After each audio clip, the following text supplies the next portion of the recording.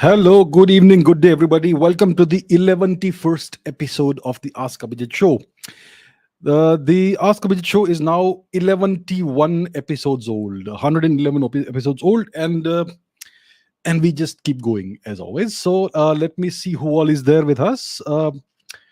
Vitamin Protein, Volt Gaming, Samir Das, Arnavo, Arjun, Asminor, Preeti, DS Game, Tejas, Samar, Sampriti, Pratishwar, Ganpat, Ricky, Alpha, Siddharth, Ashutosh, Sketch with Sneha, DJ Destruction, Vinay, Chaitanya, Komal, Priyanka, Priyanshi, Akash, Tejas, Forever Night, Nasir, Kunal, Chaitra, Arijit, Tapasyash, Lakshya, Vansh, Vladimir Adityanath, Vladimir Putin, Samir Das, Manish, Sampriti, Shweta, Abhinav, Pratishwar, and lots of other people. Good evening, good day to all of you. Great to be again back with you all.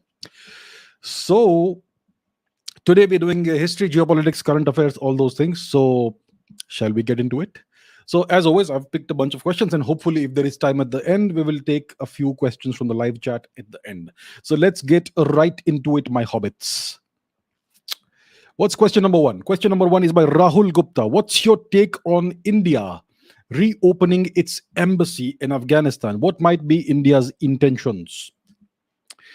So, we are renormalizing our relationship with Afghanistan. I mean, when did the Taliban takeover happen? I think it happened in August 2021, which is less than a year ago. And at that time, I said that very soon Afghanistan and India will again be on the same page. The Taliban do not hate India, contrary to whatever the media says and all that. The Taliban have absolutely no antipathy towards India, and they prefer India towards to Pakistan. They would prefer to be on the side of India and cooperate with India than to cooperate with Pakistan, and that is something we're going to see over the long run. So it's been 10 or so months, which is still a very short period of time in the context of history and geopolitics.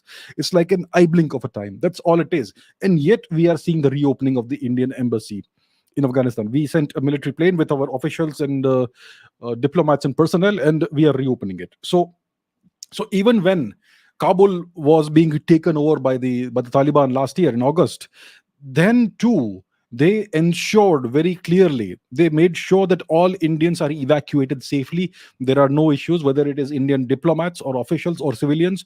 Everybody was allowed to depart safely, and even some Afghans were allowed to get on the Indian planes, the ones that the Indian government wanted to take out of Afghanistan. But the Taliban cooperated even at that time. But there was a period of chaos, the period of uncertainty in the country. Now the Taliban are reasonably well in charge. They are in control of the country, more or less. All the various issues are more or less in the control. Of course, I don't want to go into the internal matters of how they are running the country, what policies they are adopting. That's their business. As long as they don't interfere in my business, I will not interfere in their business.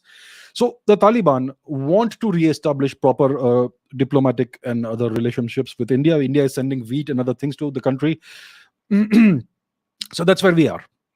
In the long run, India and Afghanistan, whatever government is there in Afghanistan, India and Afghanistan have shared interests and shared concerns. And the shared concern, we know what it is. It is Pakistan.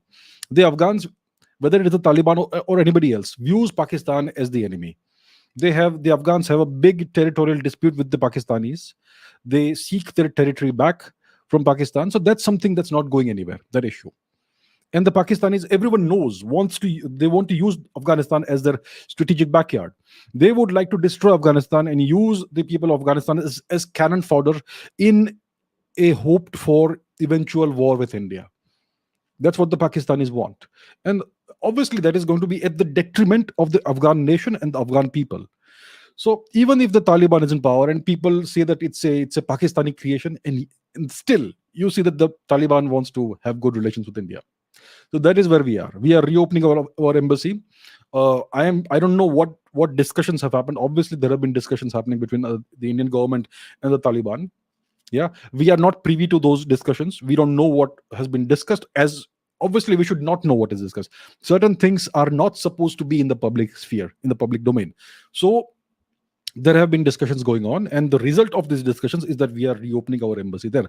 The Taliban has been requesting India for quite some time to reopen its embassies and all that, and they have assured they will provide adequate security, and obviously we will send our own security personnel to guard and defend our embassy in case of any eventualities. So all of that must have been ironed out by now, all the terms, and we are back in Afghanistan.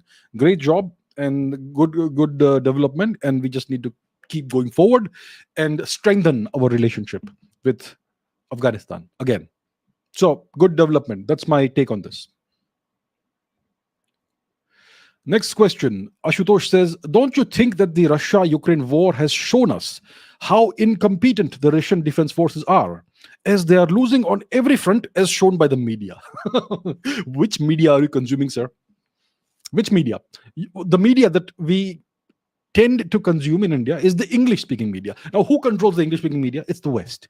Now, on what side is the West? They are anti-Russia, pro-Ukraine. So obviously, they will show Russia as being incompetent and losing everything. But take a look at what's on the map. I'm not going to show the map today. I mean, the exact situation. Here's the deal. Here is the situation on the ground today. Russia has captured approximately 1/4 of Ukrainian territory. The amount of territory Ukraine had before February 24, 2022, out of that territory, at least 1/4 is now in Russia, under Russian control. That is a territory larger than the size of Bangladesh or Nepal. Do you think that is incompetence? They have been portraying the Russian advance as like the Russia. See, we don't know what the Russian intentions were or are, right? They will not telegraph their intentions before they start the war or even while fighting the war. In warfare, everything is about deception. You want the enemy to be confused. You want the adversary to not know what your true intentions are. Like in chess, as in war, it's all about deception. So maybe the Russians only wanted certain territories. Maybe the Donbass region, the eastern region of Ukraine, which is Russian-speaking, mostly majority, and the coastal regions in the Black Sea, the ports of Kherson, Odessa, etc. Perhaps Odessa is still probably not under control. Maybe they will take it under control. I mean, so that's what it could be. Maybe they don't want to take over the entirety of Ukraine, but they want to ensure that Ukraine can never rise again as a threat against Russia and as a puppet of the West, right? So that may have been the intention. They have done a good job. As if that was the intention, that's what they've already achieved. They've taken over a quarter of the entire country. They're consolidating their positions there. They are fully in control of 1/4 of the erstwhile territories of Ukraine. And let's see how it goes. I don't see incompetence. The Western media will only show a certain image. And if you want to consume that wholesale, well, good luck to you. But even the Indian media, you will see various journalists who had been embedded with Ukrainian forces. I mean, if you want to give a balanced picture of a conflict to your people, to your country, shouldn't you also have a few reporters embedded on the other side? But no, they only showed a one-sided picture. So that's where we are. The map, the positions on the ground are very clear. Russia has taken over a quarter of the country. I don't see that as incompetence. Of course, there have been losses on both sides. It's clear that the Ukrainians have lost more. Their armed forces are decimated. They're completely dependent on supplies coming in from NATO, from the West, and still they're not able to retake the territory. And they're gradually losing more if the Russians so desire. I don't see that as incompetence. Of course, the Russians haven't done an outstanding job. They have also suffered casualties and losses. And for that's why you need to understand history. You cannot understand current affairs or geopolitics unless you have a good grasp about history. And when it comes to the Russia-Ukraine conflict that's going on right now, you need to look at the history of Russia, the past 300 years. Here's the deal. Every time Russia has gone into a conflict, whether it is in the 19th century, whether it is with the Turks, whether it is during World War I or World War II or whatever, initially they have always suffered catastrophic losses. Always. That's always been the pattern in Russia, in wars involving Russia or the USSR. Initially, they always suffered disastrous losses, and then they get back. So that's where we are. In this case, the Russians have not suffered disastrous losses as such, but they would have suffered some losses. They lost one of their major battleships, yeah. and maybe some soldiers and personnel as well. But overall, they are in control. So I don't see this as incompetence. I don't see the Russians have as having suffered setbacks. They have not lost territory. They've gained a substantial amount of territory. They are holding on to it, and the West is not able to do anything about it. Neither is Ukraine. So that's where we are, and that's what the situation is. So I would encourage you to look at a 360-degree perspective. Don't only consume English-speaking media. Look at the French media. Try and translate that. There are translation tools available. Look at what the Germans are saying. But look at what the Russians are saying. Their media. Look at what the Chinese are saying. I know it's all, everything is propaganda. Russian news is propaganda. Chinese news is propaganda. Western news is major propaganda. But look at everything from a holistic 360-degree perspective, and then you will get a better idea of what's really happening. And the best way to know what's happening in a conflict is to look at the situation on a map. Who's controlling what? And that tells you clearly there is no incompetence from the Russian side. They've advanced significantly, taken a quarter of the country. So that's where we are. And that's what I have to say about this, sir. All the best. Akash says, why is the Russian Federation sidelined as an eternal enemy by the entire Western world, in spite of them belonging to the same ethnicity and religion? They even fought on the same side in the world wars. Now, why is there such an enmity, or rather a hatred, amongst the ordinary folks of these European countries towards Russia? And weren't they better off being allies of Russia, considering their own national interests, instead of facing a constant threat from it? So to understand this situation, we have to again look at history, the past 1,000 years of history. The past 1,000 years of history, if you look at it from a big picture perspective, it's a history of constant tribal warfare in Europe, ethnic strife. Whether it's the Balkan regions, whether it's the Austro-Hungarian region, Romania, Wallachia, the Ottoman Empire was involved for a very long period of time. The Saxons, the German principalities, the Russian Empire, which was for some time, for a significant amount of time, under the Mongol yoke, the Franks, the Merovingians, the English, the Spaniards, the Portuguese. It's a constant story of ethnic strife, ethnic hatred. I did not even speak about the Italians, and so on. And historically, there's been one major force in Europe, which is the Roman Catholic Church, the Vatican, right? And they have typically lorded over Europe. Now, the thing is this: the Russians are not quite the same ethnicity as the rest of Europe. Western Europe sees Russia as an Eastern entity. The Western Europe sees Russia as part of the East, ethnically, culturally, etc. Even the Russian religion, the Russian Orthodox Christianity, is very different from the Christianity that's practiced in other parts of Europe.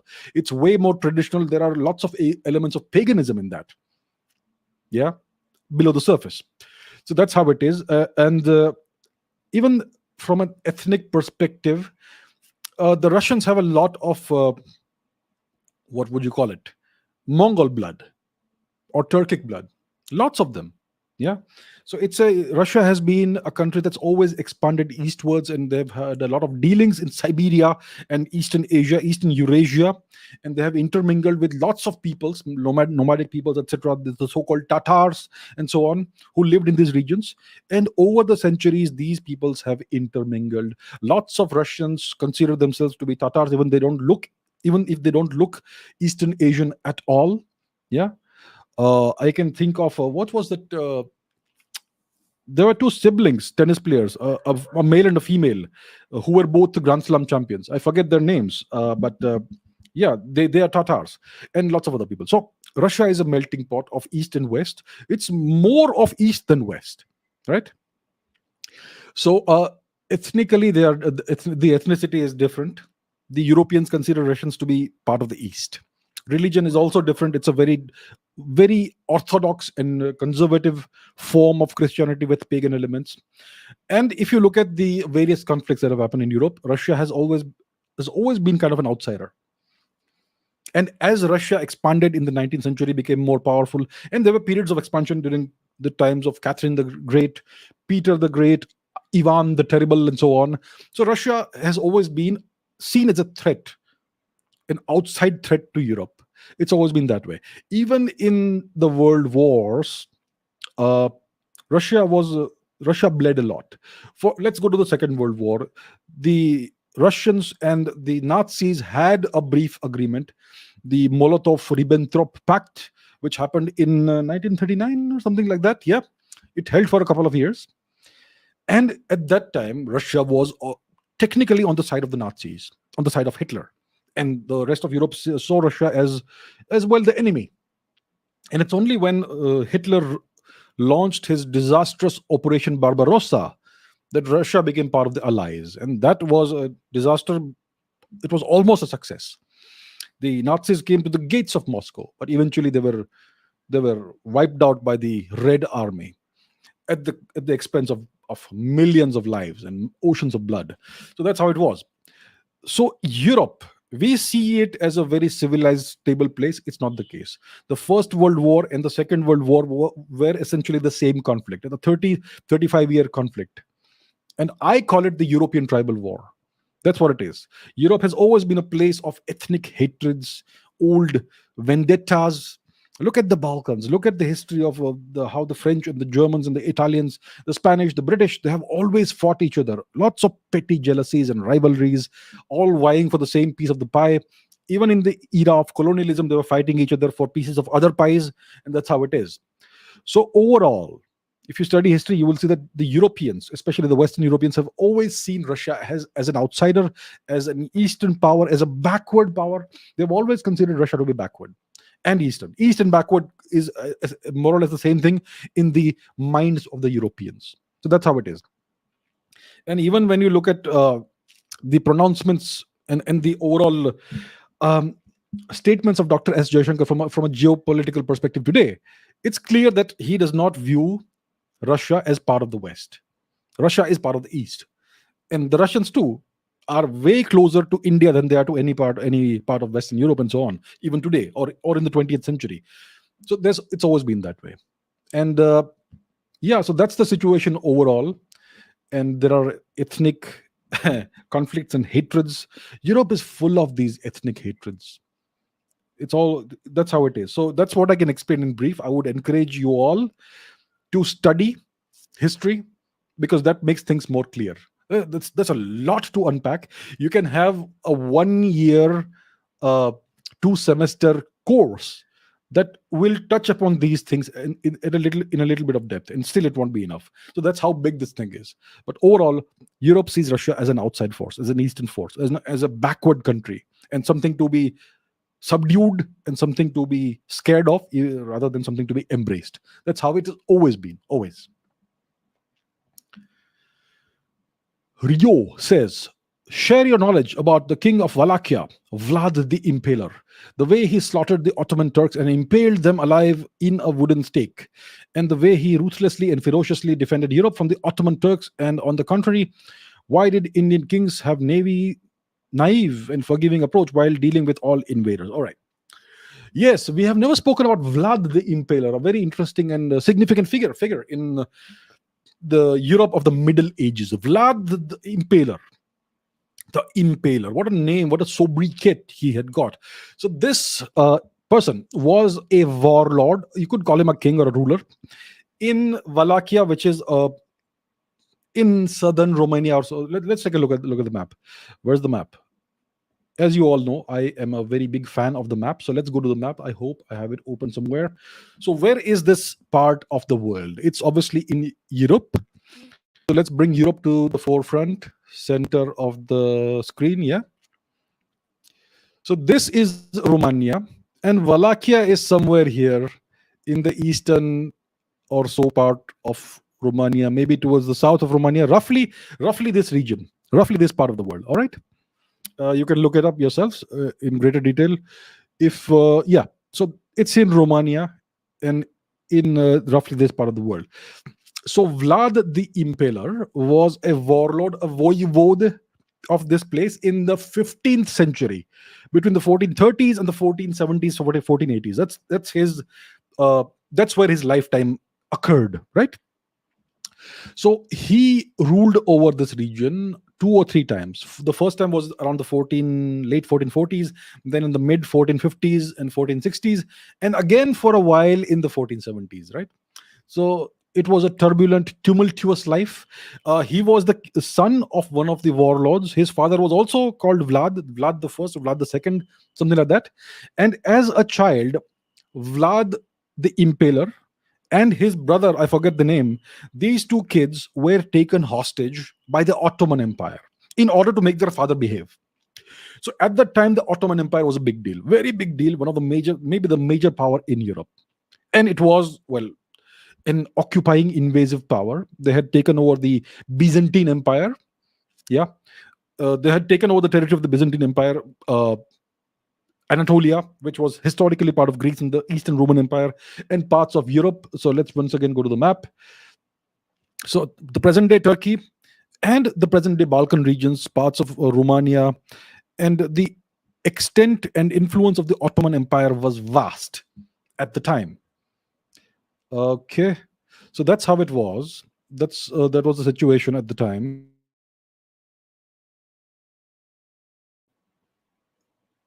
I hope the my image is clear. I hope it's clear. If it is not, let me know and I will try and fix it.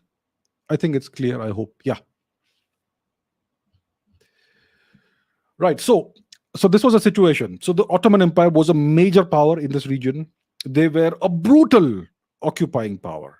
And all these various ethnicities and nationalities in Europe, Eastern Europe, etc., were attempting to free themselves from this horrific, terrifying, brutal, barbaric yoke of the Turks. Right.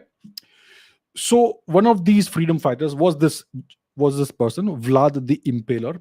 So like I said, he was hostage for a while, he and his brother, in the court of the Ottomans.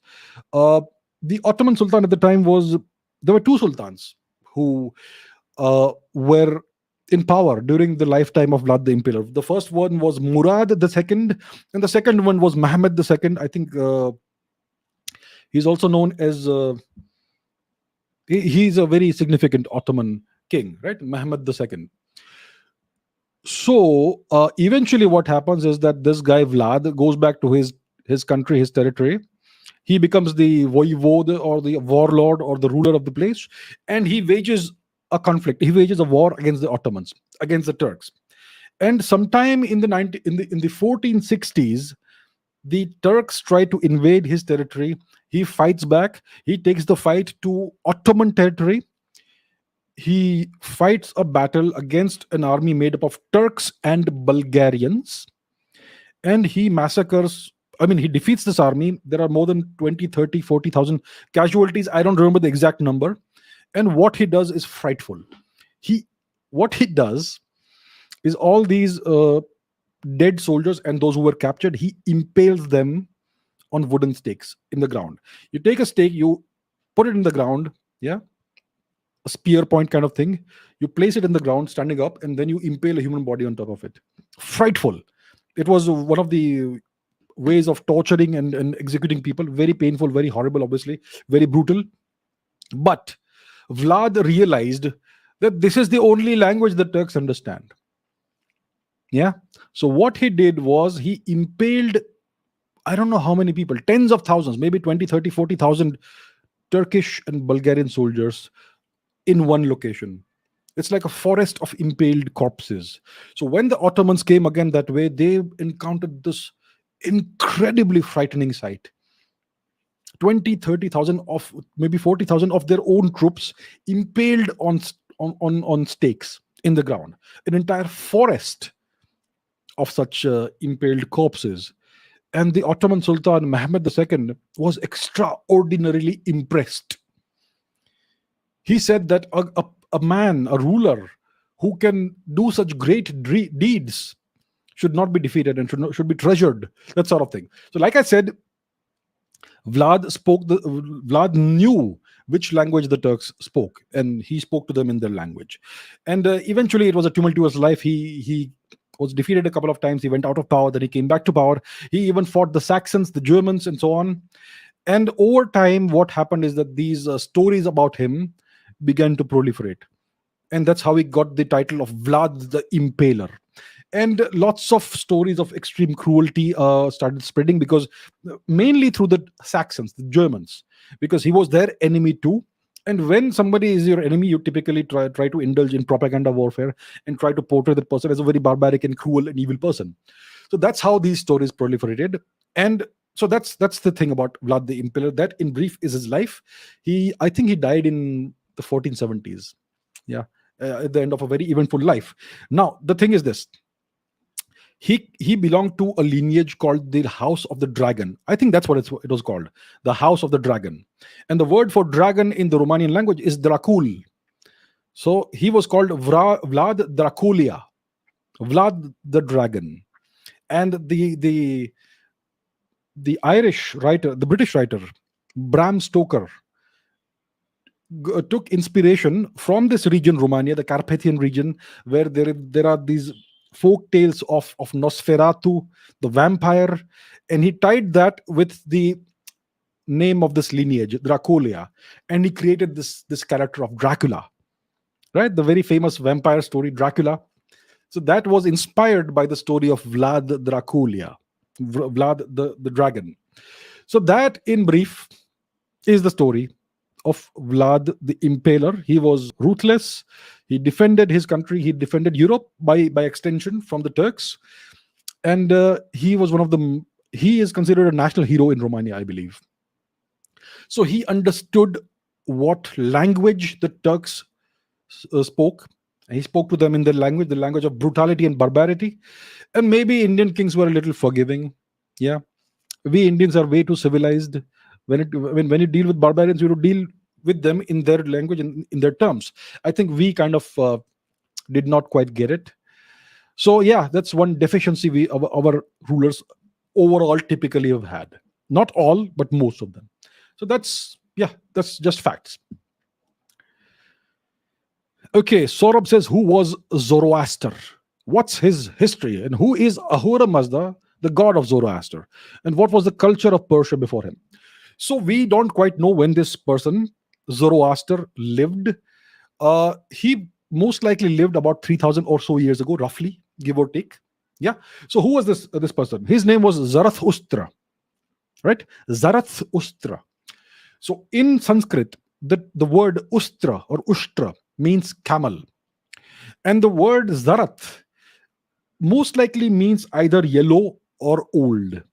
So Zarathustra either means yellow camel or old camel. Yeah, in Sanskrit. And Sanskrit was the language of ancient Persia. The old Persian language was like an upper branch dialect of Sanskrit. That's how it was. So Zarathustra means either yellow camel or old camel, or maybe golden camel or something like that. Yeah, that's what it means. Clearly, Ushtra means camel. So that's who he was. And now he came up with this religion. He said the great god Ahura Mazda. I don't know. He came to me in my dream or what. I don't know what the exact foundational myth is, but he was the first prophet and the first originator of a revealed religion, which is now called Zoroastrianism. And that was adopted by the Persian Empire, the Achaemenid Empire, the Hakshamanish Empire, and this cult, this religion, Zoroastrianism, became the state religion of Persia. So that's what it is.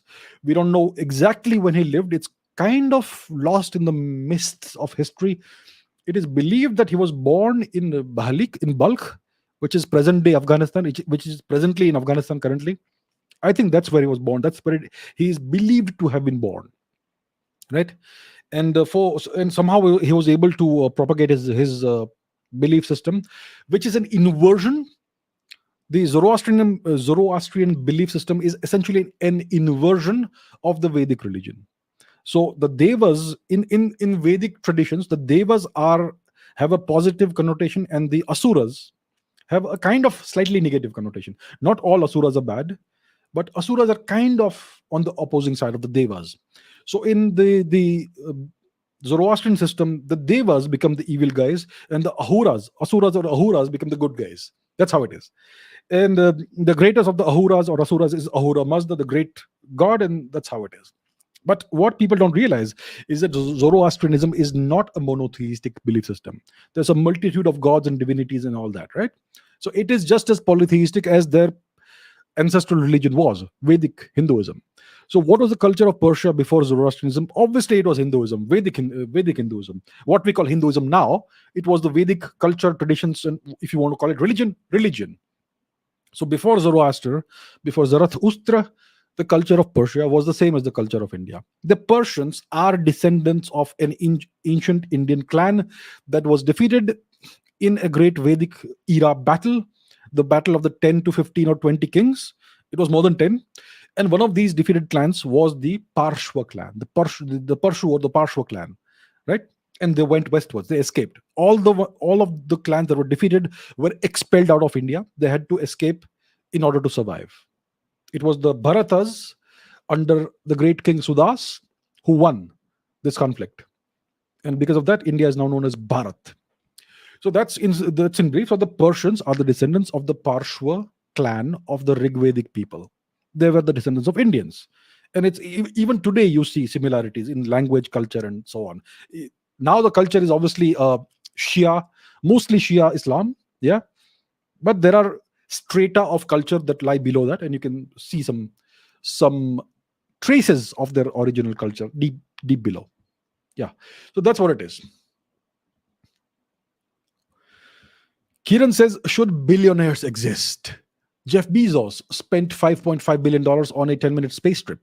Elon Musk spent $47 billion on an underground tunnel system to solve traffic. The tunnels ended up being exclusive to Tesla cars. That much money could have been spent on improving public transport. Most billionaires spend money in a selfish manner. Should there be an upper cap on wealth? Well, His Highness, the great Bernie Sanders, wants billionaires to be abolished. And he wants them to be taxed, and he says there should be no billionaires. See, if you have billionaires, it's because the system allows billionaires to rise. The US is an out and out capitalist country. The system is fully capitalistic, right? Nowadays, there is more of a pro-Marxist kind of reconfiguration. The society is becoming more and more pro-left. That's a different story. But historically, the US has been a capitalist society, and there is no cap on how wealthy you can become in that. And that's why you have this massive wealth inequality in the US. The top 2% of the wealth is owned by, no 80% of the wealth is owned by 2% of the people, or something like that, roughly like that. Massive wealth and income disparities.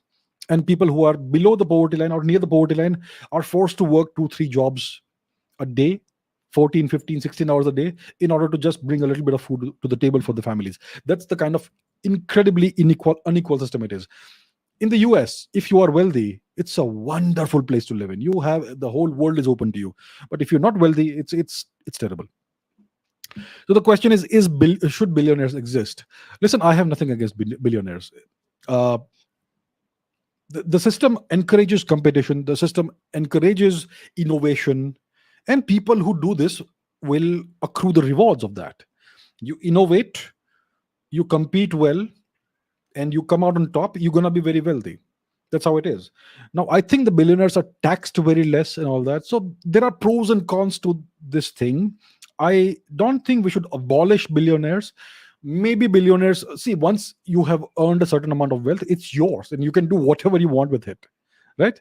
You could donate it to charity like some people pretend to do, charities that have certain purposes, yeah, or you could just splurge it all or whatever. So it's up to them. I say, I would say I would definitely want billionaires and wealthy people to live responsible lives and contribute to society. I mean, you become wealthy when you contribute something to society. You don't become wealthy by stealing wealth. These people in a capitalistic system, you have to solve the problems that society is facing. You have to offer value to society. In exchange, you acquire wealth. That's how it works. And I think that's a fair trade. Obviously, you can't have a capitalist system in which the only objective is quarter upon quarter profit and a never-ending expansion at the expense of the resources and the environment of our planet. So that's what we have in the West, and that's why the environment is in such trouble today, because of the extremely irresponsible way in which these corporations expand. I mean, consider a television set. These days we have these flat screen TVs. These TVs, they cost a lot of money to make. It takes a lot of resources and various kinds of rare earths and various metals and various things that you have to extract out of the earth's surface, yeah, to manufacture one TV. These TVs will cost, I don't know, whatever it costs, 50,000 rupees, 100,000 rupees, whatever, depending on the size, configuration, and so on. These flat screen TVs typically last 2 or 3 years, and then the screen goes blank, and you have to dump it in the trash and buy a new one. These companies, they make sure these TVs don't last long. Yeah, so that you have to keep buying new television sets every couple of years, and all of it's a perfectly good machine, but the screen goes blank and you have to replace it. That's what happens. Isn't that an incredibly irresponsible waste of resources? That's what's destroying the planet. Whether it's TVs, whether it is cell phones, they want you to keep buying new devices every couple of years or every year ideally, and that is what's destroying the planet. And many of these billionaires, they become billionaires by indulging in such practices, and that's not frowned upon. And at the end of the day, they blame India and China for pollution. So the overall system needs to be looked at, and it needs to be reformed on an urgent basis. uh, but I would not blame Elon Musk or Jeff Bezos alone solely for this. Elon Musk hasn't been indulging in such practices. His companies are not overall that bad for the environment. He has this solar company, which is reasonably good, which is actually trying to solve a certain problem, that we should not we should not use fossil fuels for electricity. We should use solar power. It's a good thing. The Tesla company, it's all about electric vehicles. That doesn't quite solve the problem, because you can generate electricity by burning coal, for instance. And the lithium ion batteries they use are not quite good for the environment. So there are problems everywhere.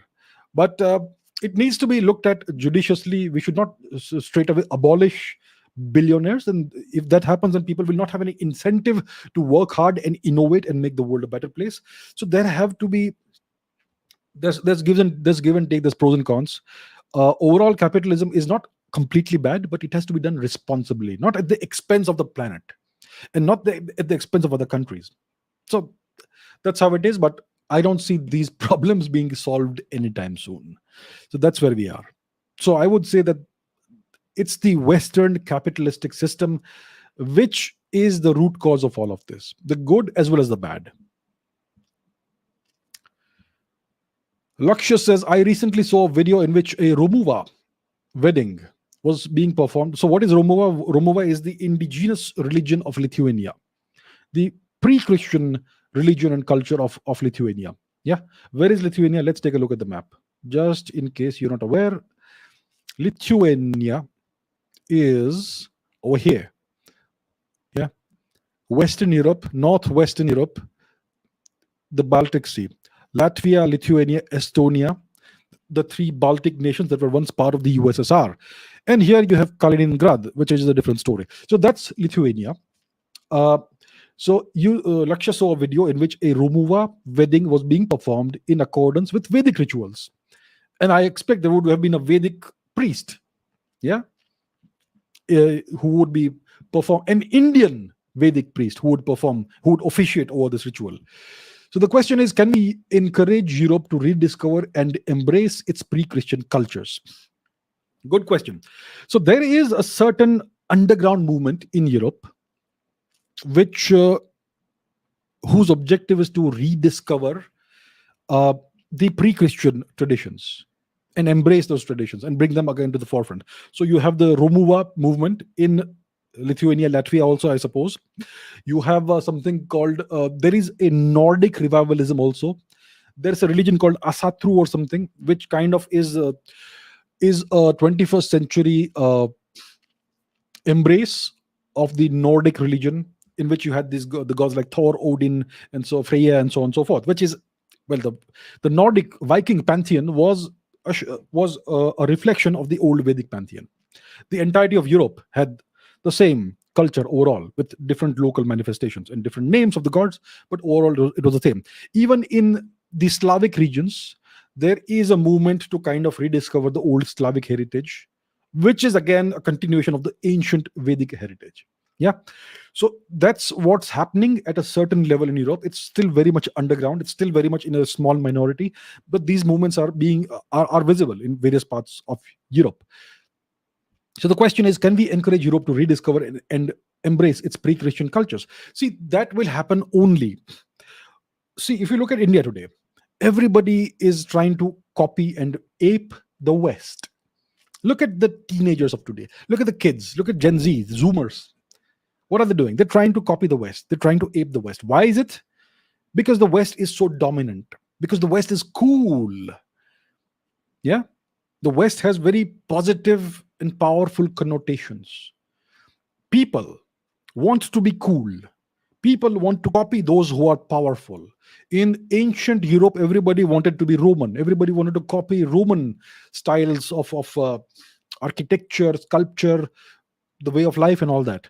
So, whichever is the dominant culture, overall, statistically, most people want to copy that, ape that.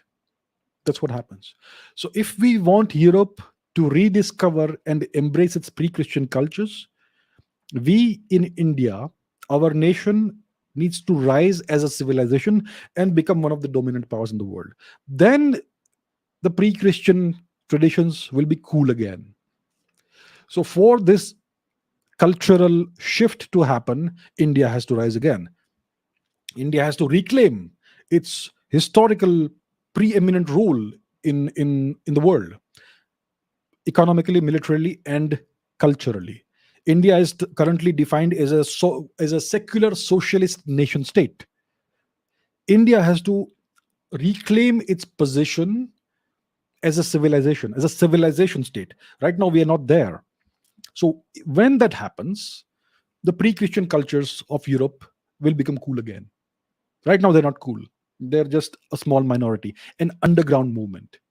So all of you together need to come together and make India rise again. Once that happens, this cultural change will happen. Sparka Kaiser says, I just started reading about the White Huns, the hepthalites. Why did the hepthalites destroy Takshashila? Taxila? What's Taxila? It's Takshashila. Why did these people, the hepthalites, the White Huns, the Shweta Hunas, destroy Takshashila University if they assimilated in Indian culture? Assuming that they did it while invading, why didn't they rebuild it to repay the destruction they had done if they respected Indian culture? Some stories had Hindu versus Buddhism angle. Can you please clarify this? All right. Okay, so where is Takshashila? Takshashila is in Western India. Now it's in Pakistan, somewhere in present day Pakistani Punjab. Let's take a look.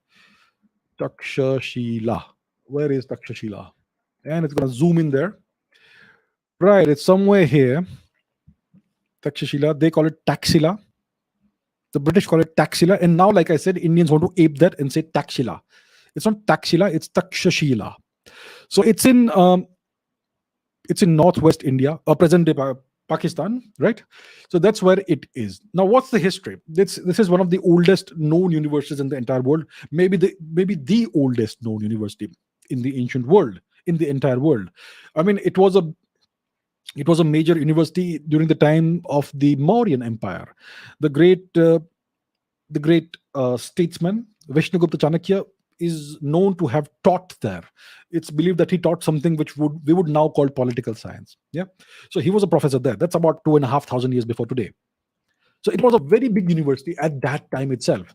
It may not have been a university in the present day definition of university with semesters and professors, and that professors would be there, but it would have been done differently in certain ways, but it was very much one of the oldest and greatest seats of learning the world has ever seen. Right? So that is where Takshashila was. In Punjab now it's ruined, and we know it's the White Huns who destroyed it. Typically, most of the great universities in India, we had lots of them, dozens of them. Most of them, if not all of them, were destroyed by the invading Turks in the past 1,000 years. But in the case of Takshashila, it is the invading Shweta Hunas that destroyed it, most likely during the time of Mihir Kula, right? So what is the deal? Why did these people do this? Why did the Huns do this? If they had assimilated in Indian culture, so we have to understand the chronology of what happened. So in the when was this? So it's in the 4th, 5th centuries, etc., that these invasions happened. First of all, the Hunnic invasions happened under the first major king we know of was called King Gilla. And this individual, he carved out a piece of territory for himself in northwest India, present day Afghanistan, or that region, right?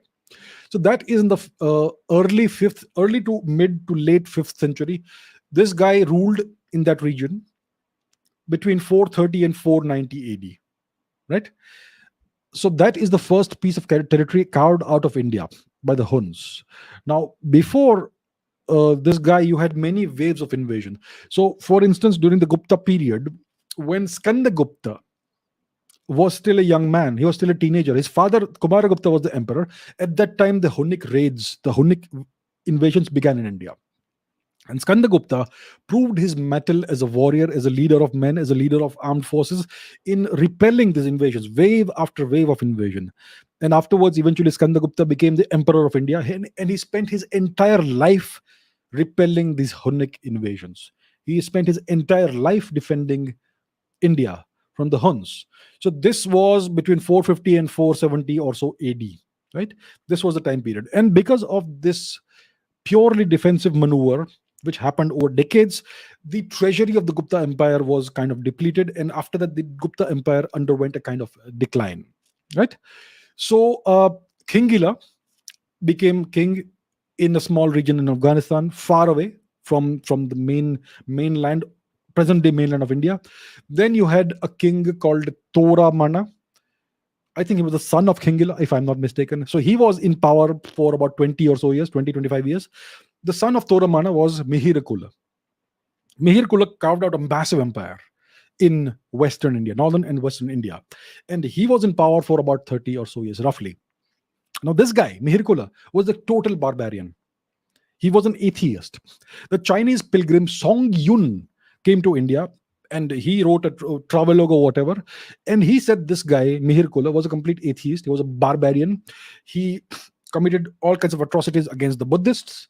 And he also was despised by the Brahmins. So he was despised by all Indians. He was a brutal, barbaric king. He was an atheist. He believed in no God. And he was a very destructive and evil person, cruel person.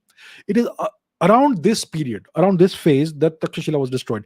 I'm not sure who exactly destroyed it, whether it was Toramana or Mihirakula or whatever, but it's around this time that it happened, most likely during the time of Mihirakula, between 520 and 540 AD, right? So he was an atheist. He despised all kinds of religious displays and all. I suppose he perpetrated various kinds of atrocities against the Brahmins, against the Buddhists. At that time, there was a lot of Buddhism in India. If you consider that to be a separate religion, technically historians do that. It's the same thing. Once again, I'm going to get nice comments down there. Don't care. It's all right. So that's what happened. So it's around this time that Takshashila was destroyed. Now, like I said, Mihirakula was an atheist. He did not quite like Indian culture. Afterwards, you had other Hunnic kings like Shri Pravarasena from the mid 500s to about 590 AD. So this guy was very much Indianized. Maybe he had an Indian ancestor, maybe his mother or whatever. Yeah. And then you had other Hunnic kings who eventually assimilated within Indian society and who became great patrons of Indian culture. For instance, the great scientist Brahmagupta, who was born in 598 AD. He lived in Gurjar Desh, Bhilmal, right? Present day Binmal. He lived under the patronage of a supposedly Hunnic king called Vyagramukh. Now, this guy Vyagramukh was a great patron of culture, of science, all that. And he was the patron of the great scientist, astronomer, mathematician Brahmagupta. So over time, over the period of a century or a century and a half, the Huns, they first fought India, then they ruled over India in a brutal manner, and slowly, after a certain amount of time, they became completely Indianized, and they became great patrons of Indian culture, of the Indian sciences, and all that. So that's how it happened. It did not happen overnight. So initially they were destructive. Initially they had cruel kings like Mihirakul, like maybe like Kingila, and so on. Toramana. But Kingila is believed to have been the guy who constructed the Buddhas in Bamiyan. So that's also there. So maybe it was only Mihirakula who was cruel and brutal. So that's how it is. Now, certain historians today are trying to politicize this matter. And they are trying to portray it as a Hindu versus Buddhist thing. These historians have political agendas. We know who they are. I'm not naming them today. I have named them in the past, right? So they say, I think if you look at Wikipedia, for instance, it will be mentioned most likely that Mihir was a Shaivite, a worshipper of Rudra, and he was anti Buddhist. That's what they mention. I think in Wikipedia, if you look it up, that is not true. That is a complete outright lie and falsification. The Chinese pilgrims who came to India in search of wisdom and knowledge and learning, they all are unanimous in their assessment of Mir Kula that he was somebody who was anti all religion and anti culture. He was anti Brahmin, anti Buddhist, anti everything, anti Indian. He despised Indian culture. Mihir Kula. Even Xuanzang, who came a couple of centuries later, he also portrayed Mihir Kula as a tyrant and a persecutor of all Indian religious and other figures, right? So that's how it is. So uh, these narratives that this was Hindu persecution of Buddhism, these are lies. No such thing. Okay, so that's about this matter. Hope it throws some light and clarity on this, and you can do some further research if you can, if you wish to. Akash says, why were the erstwhile German Empire and later Nazi Empire so eager to declare wars on their adjacent countries? Why did they act in such an aggressive manner consecutively under 25 years? And can we hold them responsible for the world wars? Okay, German Empire and Nazi Germany. So we have to understand something. In the 19th century, until the mid 19th century, there was no such thing as Germany. You had Prussia, which is, I think, northern Germany. You had Saxony, and you had a whole confederation, loose confederation of various German principalities, various German states, essentially independent kingdoms. That's what it was. Germany was never united. The unification happened in 1871, and the architect of this unification was the great Bismarck, the German Chancellor Bismarck. He is the man who unified Germany. He fought wars to unify Germany. He fought the Austro-Hungarian Empire. He fought the French. He took some territory from the French, and under him, the entirety of Germany was for the first time ever unified. From the Roman times, Germany was a hodgepodge of various tribes who essentially had shared ethnicity and language, but who were always at loggerheads with each other, right? So it's always been that way. So Germany was unified properly as a nation state for the first time in 1871, at the end of the Franco-German War, I believe. And the Empire of Germany was declared in 1871 in the Palace of Versailles in France. And yeah, so that's what happened. And after 1871, Germany embarked upon a rapid and very successful phase of reforms and industrialization. Germany became the major industrial power in Europe. It leapfrogged all other European powers in a very brief period of time. Full rapid industrialization, reforms in society, a more modern society, and so on. And then there was a buildup of the navy under the German Kaiser Wilhelm II at the turn of the century, between the 19th and the 20th centuries. So as the German navy became more powerful, this guy, the Kaiser Wilhelm II, he wanted a powerful navy. And rapidly, the German navy became maybe the most powerful navy in the world, or maybe the second most powerful navy in the world after the British Royal Navy. And that's what caused tensions. Now, there's a whole bunch of events that happened in the early 20th century. There were the Ottoman Empire was crumbling. There was conflict in the Balkans. The Austro-Hungarians annexed Bosnia. They had designs on other parts of the Balkans. The Balkans declared independence from the Ottoman Empire. Lots and lots of things happened. Yeah. And then there was this incident in 1914, in June 1914, when the heir to the throne of the Austro-Hungarian Empire, Franz Ferdinand II, I believe his name was, he went on a visit to Sarajevo in the Balkans, yeah, and he was assassinated there by Gavrilo Princip, who was a Croat with Serbian background or something like that. And so the heir to the throne was assassinated. The Austro-Hungarians declared war in a couple of months on Serbia. Serbia was allied to Russia, And before declaring war on Serbia, the Austro-Hungarians asked their allies in Germany, should we go ahead with the war? And Germany said, yeah, sure, go ahead. So it was a big mess in Europe. Austria-Hungary was allied with the German Empire and also allied with the Italians. The Serbians were allied with Russia. The Russians were allied with the French. Britain was in splendid isolation for some time, and the French and the Italians had a secret agreement of that they would not go to war against each other. So when the Austro-Hungarians declared war on Serbia, the Russians declared war on Austro-Hungary because they were allies of Serbia, and that because the Russians were allies of France, Austro-Hungary also became the enemy of France, and because Germany was the ally of Austro-Hungary, Germany went to war with France and Russia, and the whole continent of Europe went to war.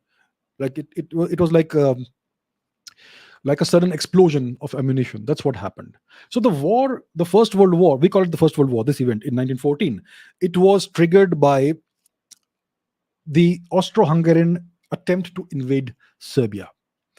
And once this happened, the Germans went to war again with the Russians and the French. So it was started by the Austro-Hungarians. And then the Germans obviously behaved in a very aggressive manner. They tried to go for Paris.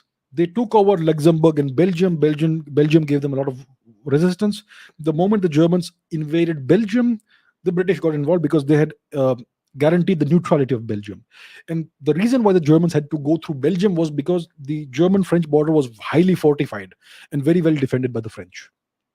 So that's how the whole thing started, and it went on. The Ottomans got involved. Winston Churchill tried to invade the Dardanelles, the Gallipoli invasion, which was a complete disaster, and so much happened. At the end of the First World War in 1918, after the two Russian revolutions and so on, then there was this treaty was signed, the Treaty of Versailles, I think, where the German Empire had been declared, the same place. In this treaty, the Germans were held solely responsible for everything, and they were made to pay very heavy reparations to the other countries. So this was considered to be a national humiliation and a very unfair treaty by the German nation, with some truth to it. I mean, all the blame cannot be on Germany. Of course, the Austro-Hungarians are the ones who started it, but the Austro-Hungarians suffered a complete dismantling of their empire. The Ottoman Empire was also dismantled, and Germany was made to pay very heavy reparations, and they were forced to sign on the line saying that they are solely responsible for the war. And this was in 1918, I believe, and there was a 20-year period of no war in Europe. But this treaty in Versailles was the root cause of World War II, which again, in the case of World War II, it is because Hitler came to power because the people were very deeply upset about the state of the economy and all that, and they felt humiliated by the Treaty of Versailles. So Hitler came to power on a wave of nationalism, and he obviously was an evil person. He did horrific things, but his overall message to the people is that I will restore German pride, and I will regain the territories that Germany was made to cede in 1918, 1919, 1920, that time. So Germany was made to lose a lot of territory at the end of World War I. Poland was recreated. They lost territory to Belgium, to France, and some other territories as well. You can look it up. So overall, World War II started because the Germans felt deeply humiliated by the terms of the Treaty of Versailles. They were made to pay incredible amounts of money in reparations for a war that they were not alone in starting, and so on. So that is the story of World War I, World War II. Of course, Hitler was very greedy. He had taken over the entirety of Europe by 1941, and all that was left was the UK. And then he made a fatal miscalculation. Instead of finishing off the UK, which was of course supported by the Americans, instead of finishing off the UK, he turned eastwards and he invaded the USSR, with which he had a non-aggression pact.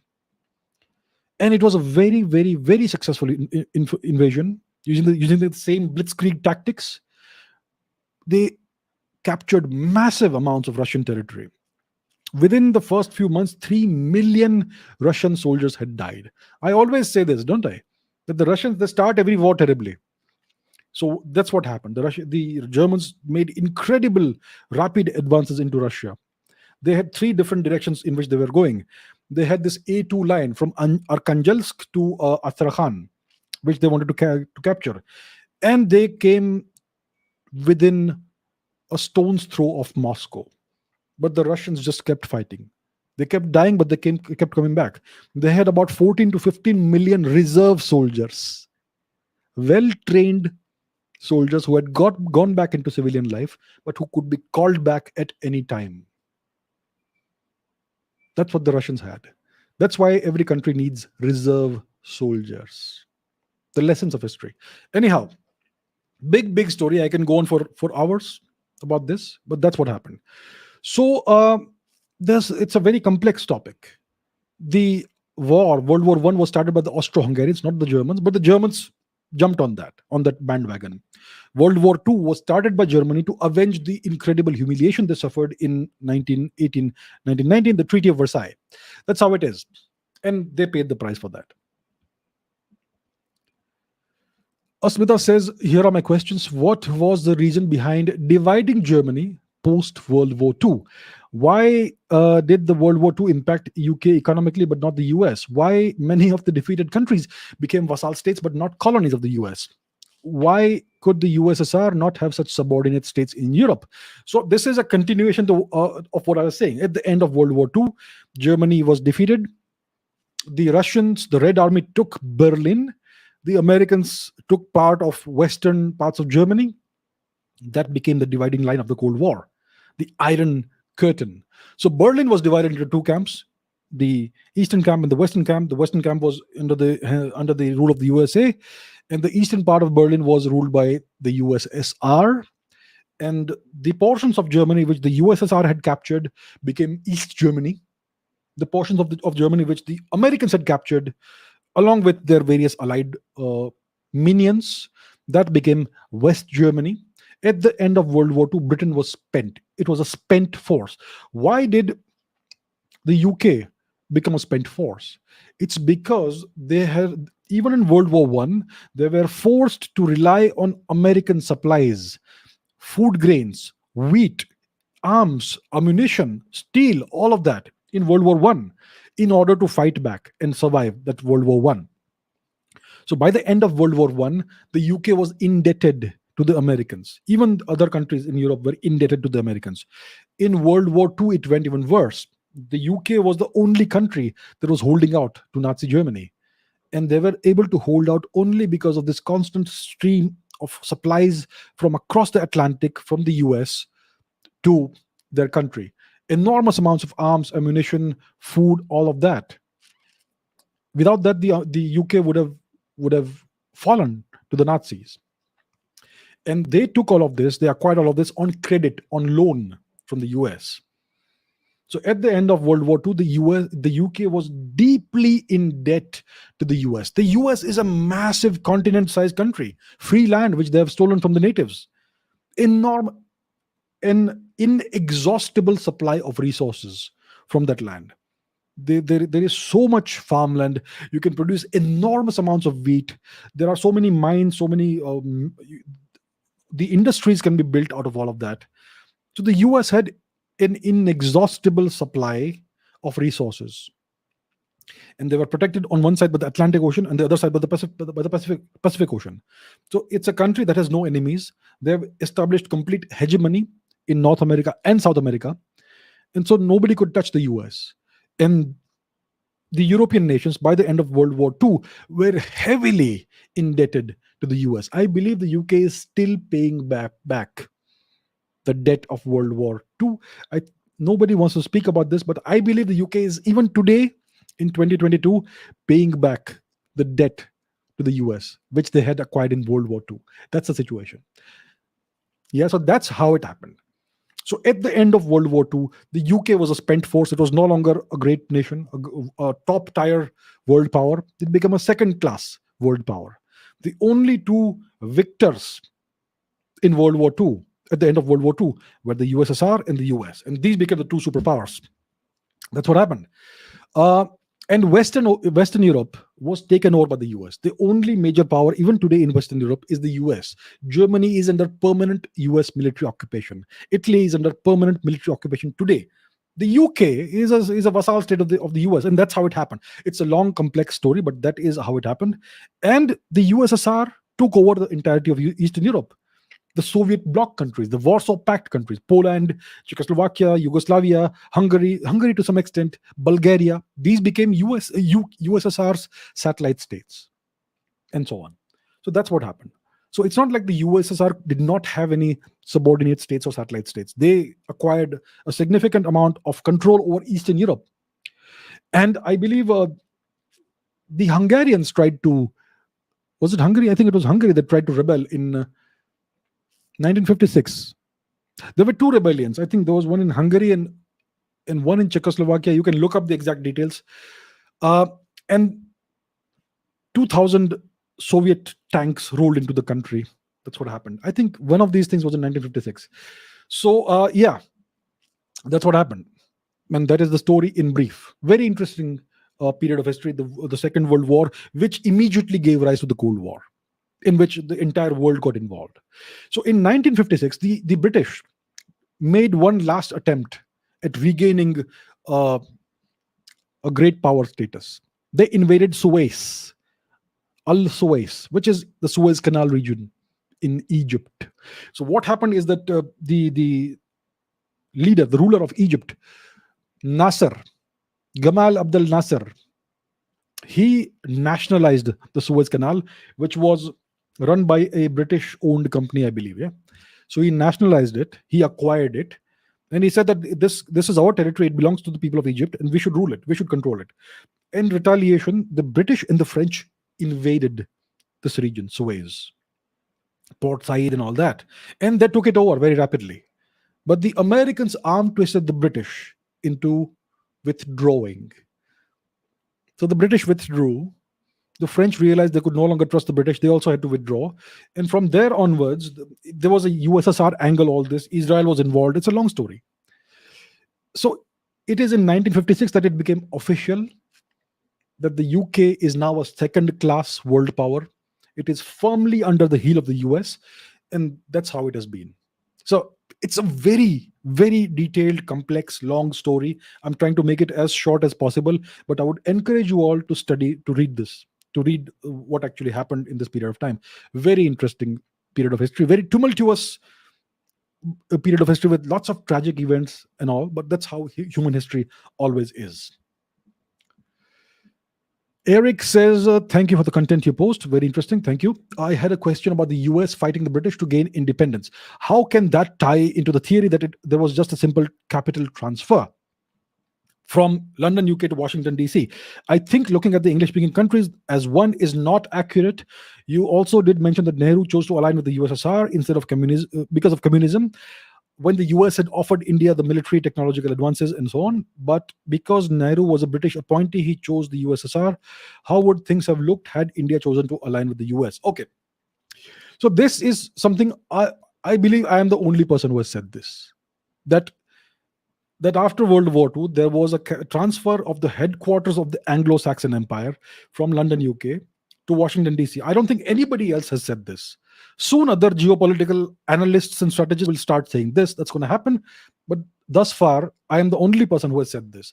And I understand why people don't believe that or find or are skeptical about this claim. But that's what really happened. And we have seen these things happen, these transfers of headquarters from Rome to Constantinople. It's happened in the past.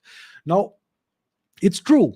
The US and the British had a very antagonistic adversarial relationship for a very long time.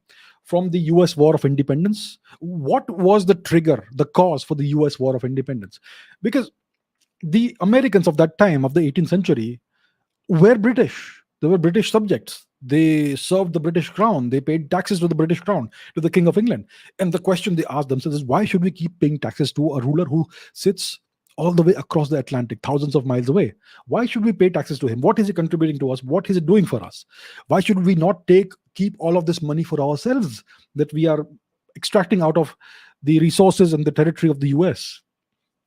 So that's why they fought this war of independence. It was for financial reasons, for monetary reasons. It was out of greed. It was out of mutual greed. The British king, the king of England, wanted the taxes he was enjoying from the US, his colony in the US. And the settlers, the British settlers in the US, asked themselves, why should we keep paying these taxes? Why should we not keep all of this wealth for ourselves? That was the cause of the war. Eventually, the Americans won the war. They became independent of the British, of the English. That's what happened. And even after that, there were lots of conflicts between the United States and the British and the UK, which went on until the 20th century.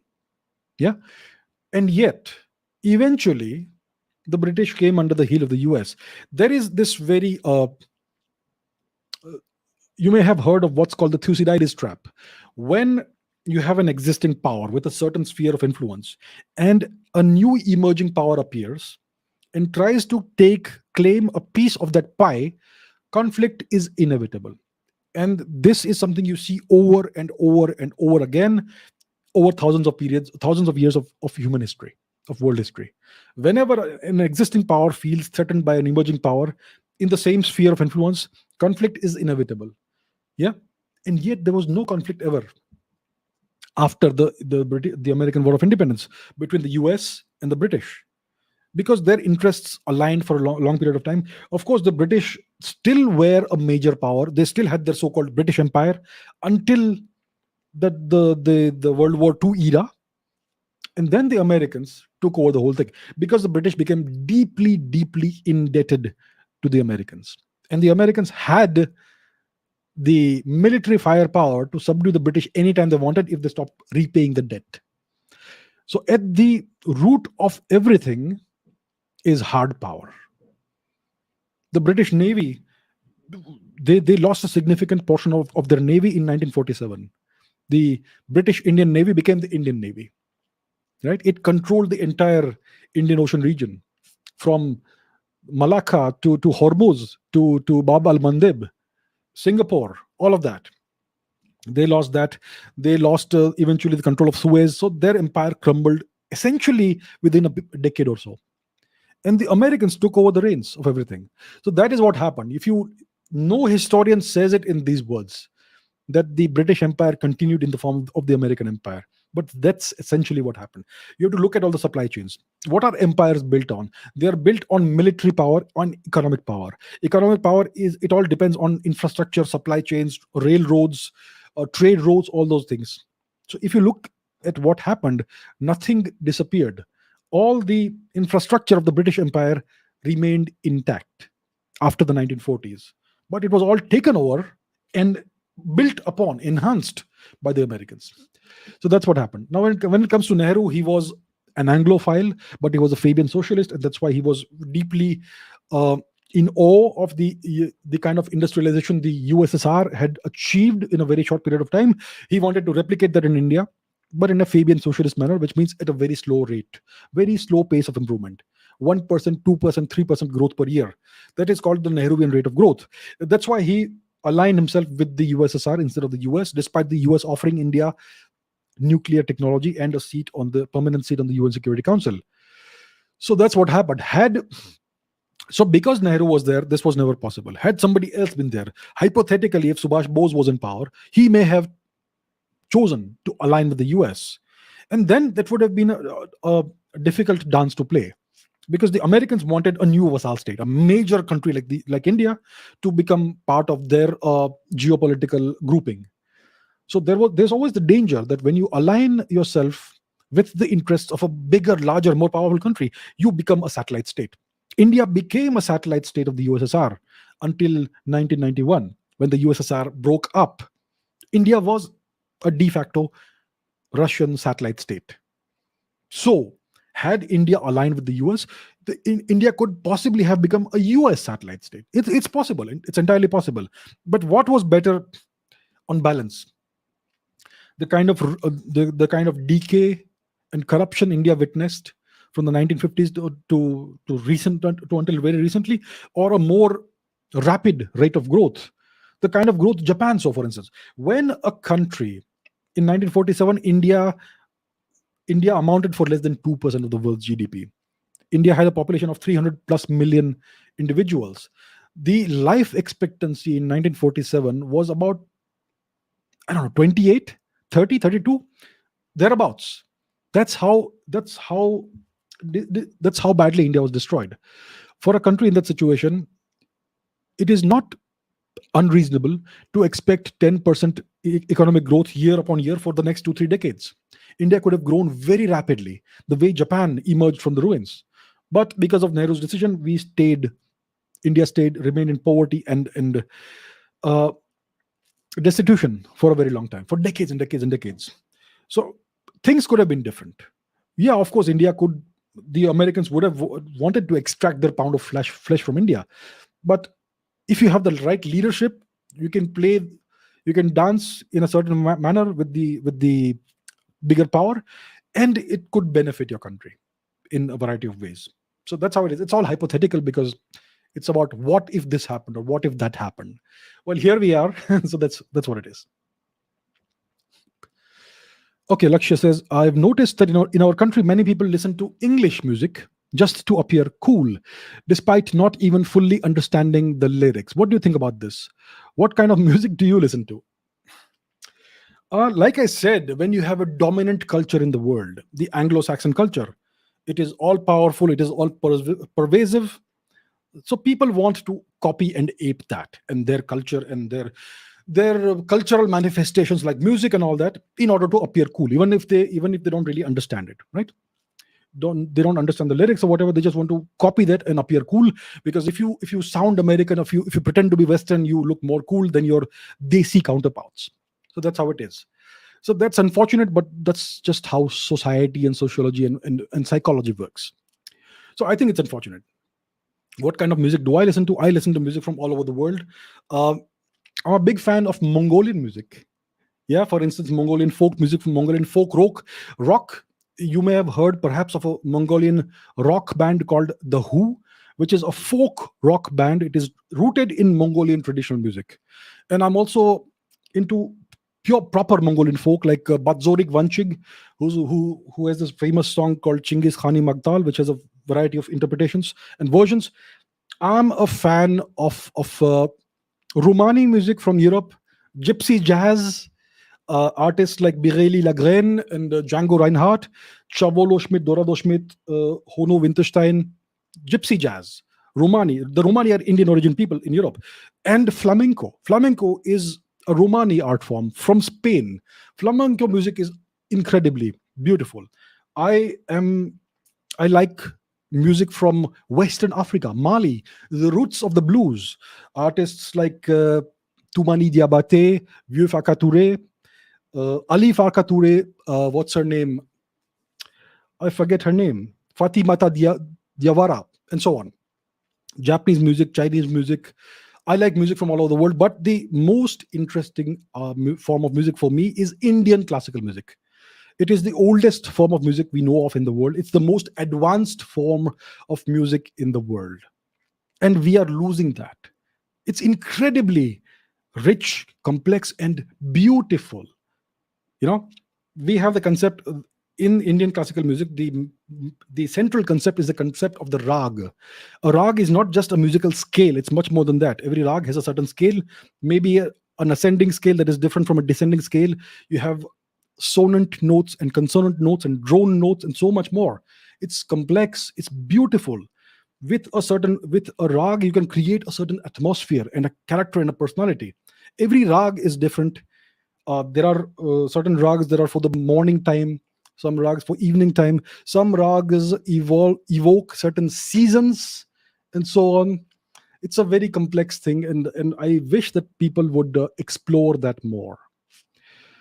So unfortunately, Indian classical music is dying out today. That's where we are, and that's very unfortunate. I wish that people would explore that more, but it's not cool nowadays. That's where we are.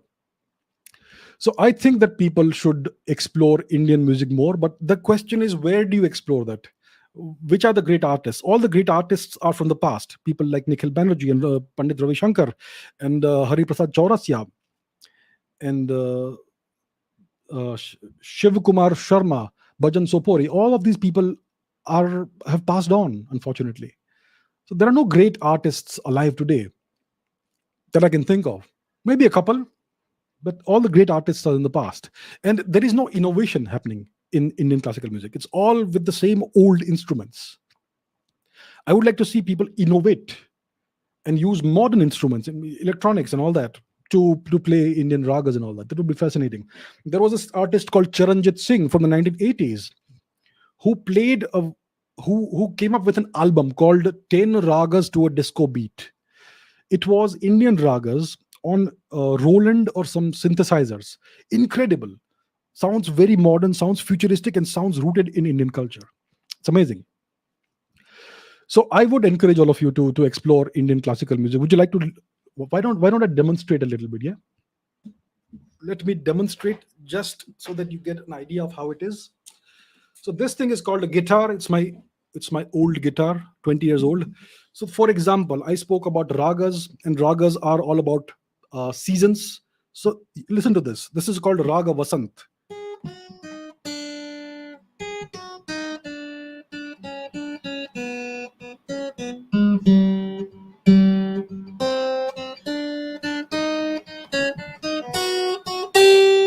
So this is called Raga Vasant. It evokes the springtime.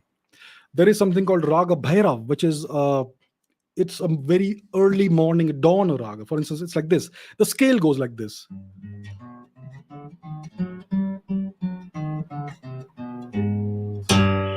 So this is a Raga Vasanta. There is something called Raga Shivaranjani, for instance. It sounds somewhat like this. The scale is like this. 1 second, where is it? Here we are.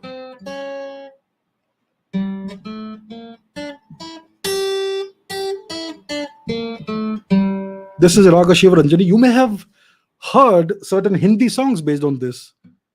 For instance,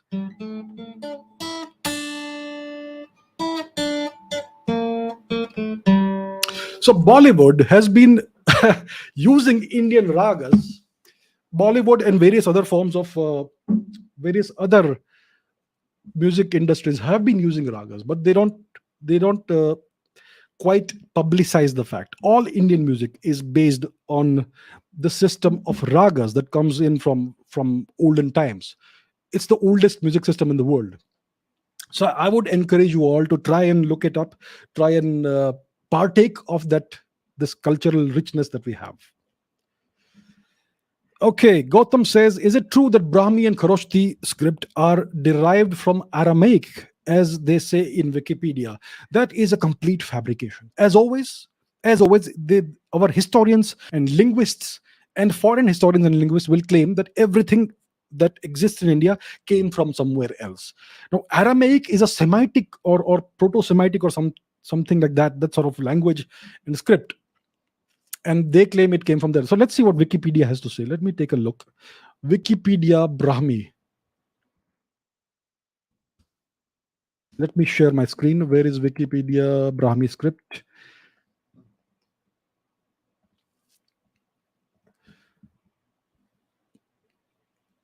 Okay, what does it say about the Brahmi script? So if we look here, if you look at the so-called parent systems, it says that Brahmi is derived from Aramaic, which is derived from Phoenician, which is derived from the Proto-Sinaitic script. Utter nonsense. And of course, they are requesting us to pay money and support Wikipedia. Sorry, don't ever pay money to Wikipedia. All right, please don't do that. Right. So this is what Wikipedia says. It says that the Brahmi script is derived from the Aramaic alphabet, which is derived from the Phoenician alphabet, which is derived from the Proto-Sinaitic script. Let's see what it says about Kharoshthi. It says Kharoshthi comes from Aramaic, once again, which comes from Phoenician, from Proto-Sinaitic, from Egyptian hieroglyphics, which means they are claiming that all of Indian culture, all the Indian writing systems, everything comes from abroad. There's nothing indigenous about India. Absolute lies. And that's my guitar falling over. That's okay. So that's the lie that's been perpetrated for like a couple of centuries, and that's not true. The Brahmi script is most likely derived out of the Saraswati Sindhu script. So we have still not been able to decipher the Saraswati Sindhu script. We have lots of inscriptions, and Some attempts have been done. Some individuals like Iravathar Mahadevan came up with some ridiculous fake decipherments. He said it is Proto Tamil. I have gone through the manuscript, the PDF, which is available online, in which he makes the claims. He does not provide any justification or basis for these claims, for the claims that this is Proto Tamil. He says this so and so symbol stands for so and so Tamil word. On what basis do you come up with these claims? There has to be some logical basis. There's no logical basis. So people have tried to decipher, have claimed to have deciphered the Saraswati Sindhu script, but thus far it's not been proven. Recently, some more innovations have happened, which need to be looked into. I think it would not be very difficult to decipher this script as long as you are doing it full time and seriously and in a scientific manner. But what I can say for sure is that the Brahmi and Kharoshthi scripts are not derived from any non-Indian scripts or alphabets. Brahmi is very. I think there is this article by Dr. Subhash Kak in which he has shown that a certain Brahmi, certain Indus Valley Saraswati Sindhu script inscription actually has can be deciphered, and it represents a Sanskrit phrase or something like that. So it's something that needs to be put to rest properly, and it will happen surely soon. So I don't agree with this ridiculous, this patently false fabricated claim that Brahmi and Kharoshthi are derived from Aramaic. Complete fabrication, complete lies. Okay, Vamsi says, I have always wondered how Newton and Leibniz both derived equations of differential calculus at the same time. A concept can be devised by a number of people, but from history we get that only one at a time gets the equations right, while they both contributed to the field of mathematics. Does the situation mean that they both learned the equations from another source and made it their own? Listen, it's ridiculous that two guys, one in the island of England, one on the island of England, and one in Germany, came up with the exact same discovery of differential calculus, which nobody had ever done before in Europe, in the same year, at the same time. It's ridiculous. What really happened is that calculus was discovered in India. It is known to have been discovered in India at least a century before these two individuals existed. And most likely it dates back to way before that. So the earliest known evidence of calculus, of infinite series, of differential calculus, and so on, comes from the Kerala School of Mathematics, more than a century before Newton and Leibniz claimed to have made this discovery. And at the time, we had these so-called, what are they called? Jesuit priests, who were going around India and trying to acquire various forms of Indian knowledge and wisdom. So the Jesuit priests are the scientists of the Vatican. They are priests. They are employed by the Vatican, but they go around the world trying to acquire scientific knowledge. And they would bring it back to the West, and then it would be used in a variety of forms. So all of for instance, you have the Kepler's law of planetary motions, Kepler's three laws of planetary motion. These three laws, he was able to come up with these three laws based on an enormous amount of astronomical data. That astronomical data came from India. It was Indian astronomical data that he examined and studied for a number of years, and on the basis of that, he was able to come up with the Kepler's laws of planetary motion, the three laws. Excuse me.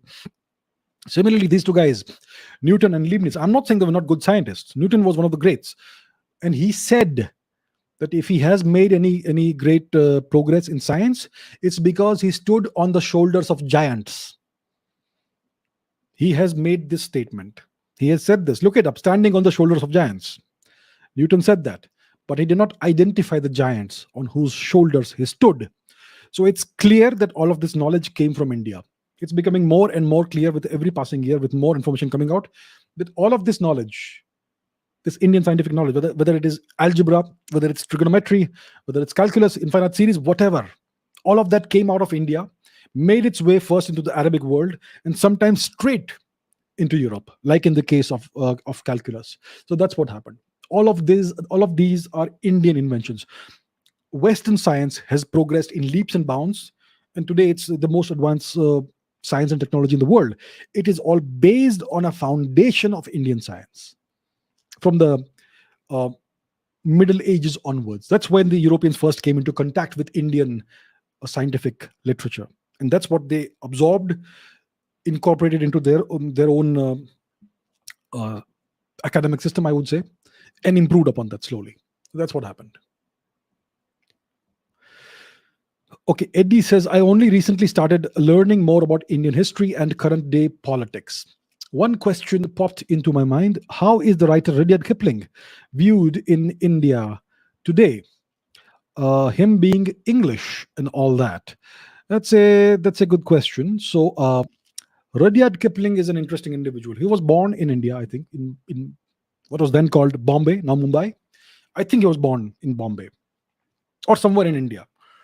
And he was deeply influenced by India. He wrote a lot about India. The story of Riki Tiki Tavi, the Mongoose, the Jungle Book, Mowgli, Sher Khan, Balu, Bagheera, and so on. And he wrote a number of poems, some very racist poems, for instance, and some not so racist poems. So, for instance, when he writes his very famous poem called The White Man's Burden, is a deeply racist poem. It's about the white man carrying the uncivilized, barbaric, backward, primitive natives on their back. It implies that all progress in the world depends on the white man. Let me show you a caricature that was based on Rudyard Kipling's poem, The White Man's Burden. There it is. It shows the US and the UK carrying all the primitive, backward, native races of the world on their shoulders. So you have these rocks called barbarism, oppression, ignorance, superstition, brutality, vice, cannibalism, ignorance, slavery, cruelty, and at the top you have civilization, which is represented by the British and the Americans. The Americans are carrying the Cubans, the Africans, the Native Americans, and so on. The British are carrying the Indians and the Chinese towards civilization. This is Rudyard Kipling's White Man's Burden, which is deeply offensive and deeply racist to the non-white peoples. He also came up with this poem called Gangadin, which is kind of not so prejudiced against Indians. So this is a scene from a movie made about that poem, based on the poem Gangadin. So that's how it is. So how do people in India view Rudyard Kipling today? Most Indians still worship him. Rudyard Kipling is an integral part of any English literature course at the bachelor's level or master's level. And he is portrayed as one of the greatest English poets, which he probably was. He was a great poet and great writer, but he was deeply racist. And that is typically not known to most Indians. Yeah. So even today, India is a deeply colonized nation. The attitudes are still deeply colonized. And most Indians think that the British did us a great favor by colonizing us and uplifting us from our ignorance. And because of that, most Indians still think Rudyard Kipling is a great person, and they don't know about his racism and his attitudes towards Indians. So that is where we are vis-a-vis Rudyard Kipling. Who was Alan Octavian Hume? And what was the actual purpose behind the making of the Indian National Congress? So this individual, Alan Octavian Hume, he was a British administrator who spent his entire career, I think, in India. And let's Google this guy, Alan Octavian Hume, and let me put that on the screen. Once again, as always, Wikipedia is not a reliable source of information. It is highly biased, but for the sake of convenience, I'm just showing you the Wikipedia article. Okay, please remember that. So this is the article about Alan Hume. So this individual spent most of his working life in India. He was a British civil servant, political reformer, ornithologist and botanist, and the founder of the Indian National Congress. He founded the Indian National Congress in 1885. Now let's go back to his career. So he was in India when the first War of Independence happened in 1857. He was the Commissioner of Customs from 1867 to 1870. And he was the mastermind behind building the 2,500-mile long inland customs line. This is what it looked like. If it will load, this is it, from northern India all the way to eastern India. This was the Great Indian Customs Line, also known as the Great Indian Hedge. All right.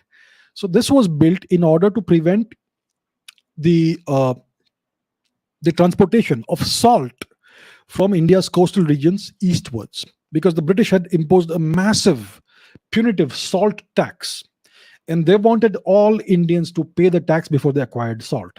So this hedge was built to prevent the transportation of salt from the coastal regions in the west to the eastern and northern regions of India.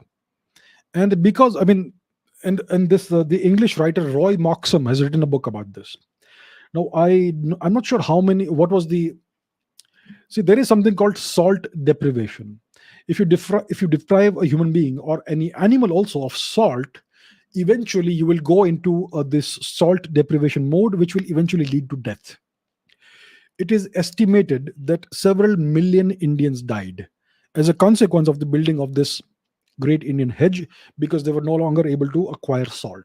You need salt in the diet in some quantities. If you are deprived of salt, you're gonna eventually die. So most likely, several million Indians died as a consequence of this policy, of this action done by Alan Octavian Hume, and eventually this individual founded the Indian National Congress in 1885. The purpose of the Indian National Congress was to shepherd the Indian independence movement into a non-violent, harmless direction. So they wanted Indians to feel that there is a proper independence movement happening, but they wanted that movement to be completely non-violent and completely harmless to the British. And once that was established, they could portray any violent resistance to the British as terrorism. So that was the true purpose of the creation of the Indian National Congress. And all the subsequent leaders of the Indian National Congress were all British educated Indians who were Anglophiles and who could speak British, who could speak English very well. You can name who they are. I'm sure you know who those great Indian leaders are. So that was the purpose of creating the Indian National Congress. Okay, Mango Ilaichi says, what are your views on Dr. S. Jaishankar's statement on the US supporting Pakistan and Ambassador T.S. Tirumurti's statement in the United Nations about religiophobia? Very important statements.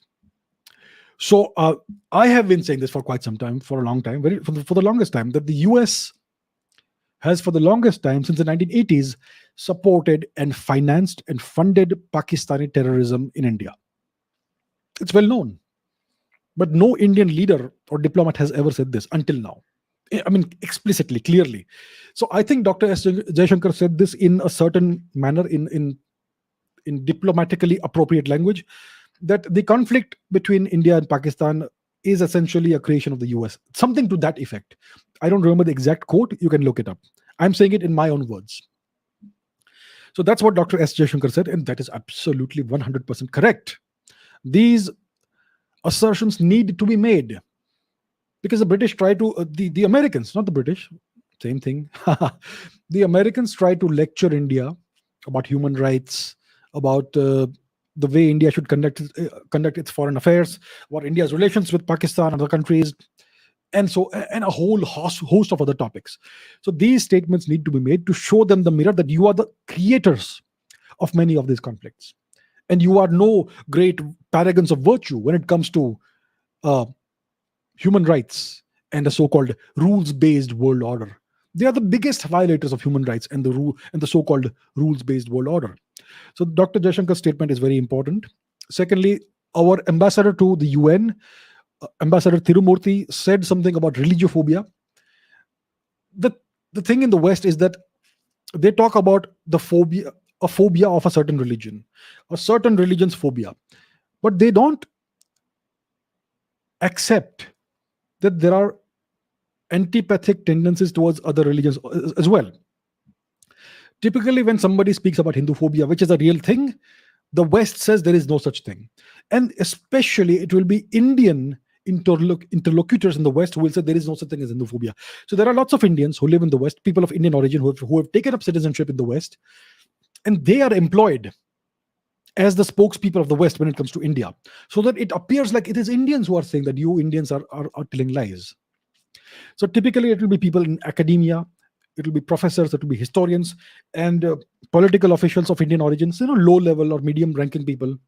And they will come out and say, no, there is no such thing as Hindu phobia. There are plenty of Indian origin academics in the West who are the biggest enemies of India. You can see them all over Twitter and in various publications about foreign affairs, etc. So they are the ones who typically say that there is no Hindu phobia. Hindu phobia is a real thing. It's existed for the longest time in the US, in the West, and even in India today. India is probably the most Hindu-phobic nation in the world. Look at the government policies. I'm not saying the central government. I'm saying look at certain state governments, not all state governments, but overall the constitution reduces Hindus to second class citizens, to the status of second class citizens. Hindus are not allowed to administer their own temples. There is clear Hindu phobia, and various government policies in certain states are clearly Hindu phobic. So that's about India's internal Hindu phobia. But when it comes to the West has a very old history of being Hindu phobic. And India's institutional Hindu phobia has its roots in the British occupation of India, which was Hindu phobic. They tried to destroy Hinduism, right? So Ambassador Tirumurti made a statement about religiophobia, that we have to recognize religiophobia, that every religion to some extent, some more, some less, are targeted in this manner. And there are antipathic tendencies towards against all religions, especially Hinduism. So you cannot say that only one or two religions have phobias and others don't. That is just not right. So these are both very important statements, and this needs to be repeated. Kaustubh says recently Russia replaced Saudi Arabia as to become the second largest oil supplier to India. We are reducing oil dependency on the Middle East. Is it a good move? Will the US again use the Middle East to provoke India like they did in the last few weeks for importing more Russian gas and oil? The US will use all resources at its disposal to provoke India and to pressurize India. Even if India accedes to all the demands, they will still keep on doing that. That's how it's going to be. So I think it's a good thing that India is diversifying its supply of oil and energy. Energy security is very important, and you cannot depend on a single region or a single nation for your energy security. You need to procure your oil, your gas, coal, whatever it is, from a variety of sources. You need to diversify your portfolio. You need to have a wide, diverse bouquet of energy sources. We should procure oil from the Russians, from the Saudis, from the Kuwaitis, from the Iranians. Why not? From the Omanis, from the Nigerians, from the Venezuelans, from the Russians, from the Americans, if required. We should diversify our sources, and that's always something that's good for you, because then you are not going to be dependent on one source, and nobody can blackmail you as a consequence of that. So we still procure a significant amount of oil from the Gulf region, from the Saudis, and from the countries in this region. We have excellent relations with these countries, right? So I think it's a very good thing. It's a very good move, and nobody should feel aggrieved about India's policy decisions. We are an independent nation. We have an independent internal and external policy, and we will do what is best for ourselves. And as long as our mutual interests align with other countries, we will work with all of them. That's called multi-alignment. It's called multipolarity. And that's the kind of world we seek, which is based on mutual interest and mutual respect. So that's what we are doing, and it's a very good policy move. Right, let's take a few more questions. Swapnil says, okay, what form were the human species during the Chicxulub event that wiped out the dinosaurs from the earth? So let's understand the chronology. The Chicxulub impact event happened roughly 66 million years before today. 66 million, 6.6 crore years before today. All right. At that time, there were no human beings. The human species, Homo sapiens, is about 300,000 years old. The entirety of humanity is about roughly 2 million years old. Before that, you had pre-human species. About 3 million years before today, the ancestors of us and the ancestors of the chimpanzees were the same. The two branches were united.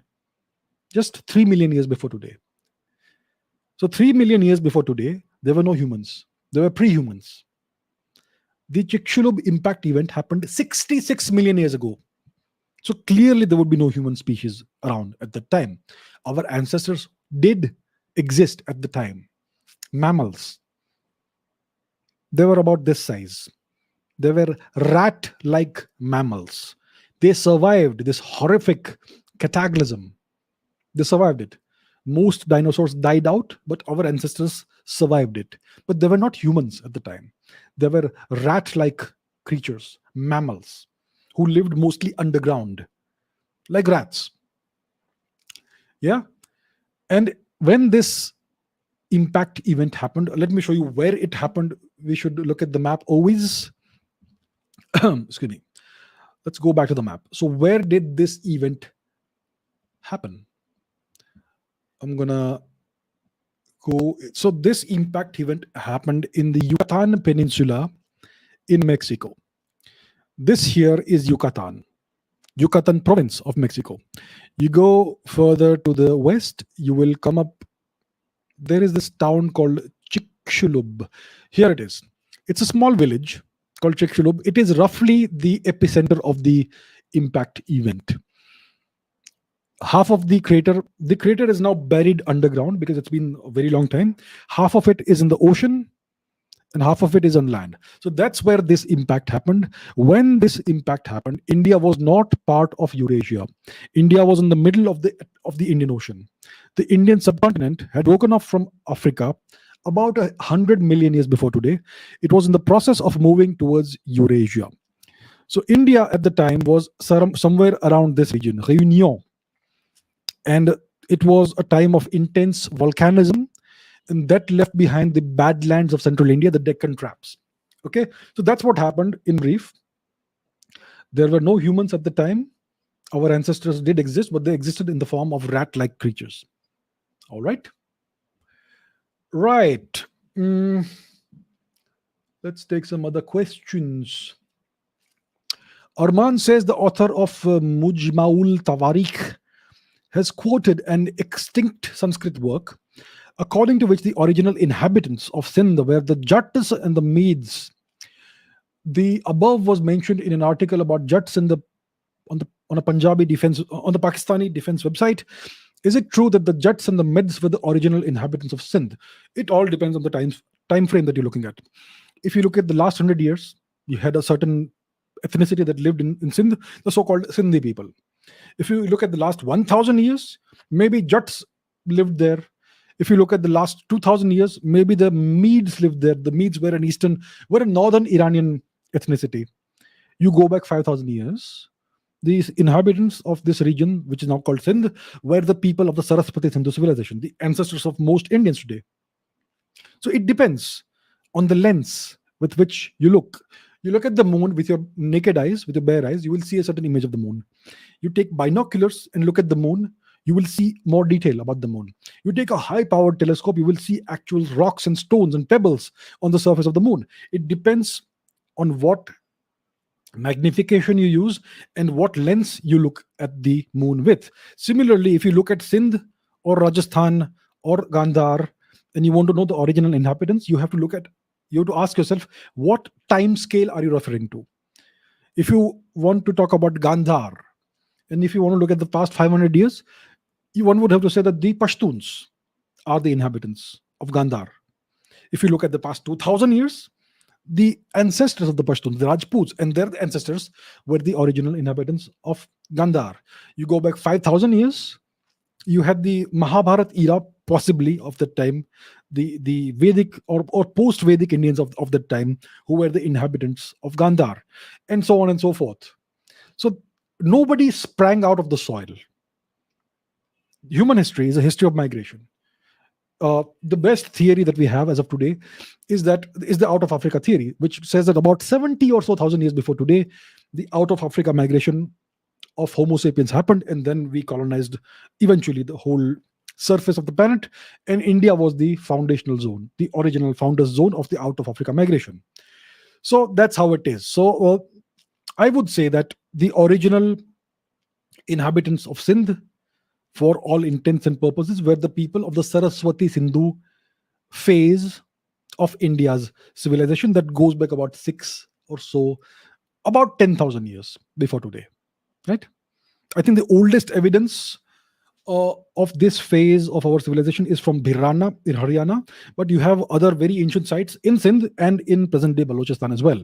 So one can say with a very high degree of confidence and certainty that the original inhabitants of this region are the people of the Saraswati Sindhu phase of our Indian civilization. And that's the answer. Hopefully, it makes sense. Right. Suraj says, is there any correlation between power and influence? Are they the same? Do influential people have any real power, or can power exist without any influence? By influence, I mean popularity among the masses. Let's say I have a person. I've answered this in the past, but let's take it again.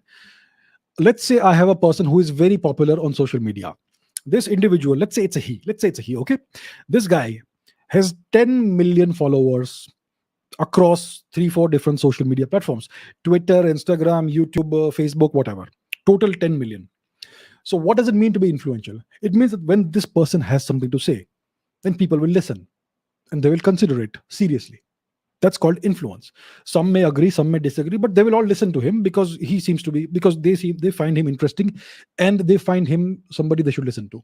So that's called influence. People will listen to you and they will take you seriously, and they may agree or disagree. That's influence. Now let's take a second person. He doesn't have 10 million followers on social media, but he has 10 million trained soldiers, heavily armed soldiers at his disposal, who will obey him without question. That is power.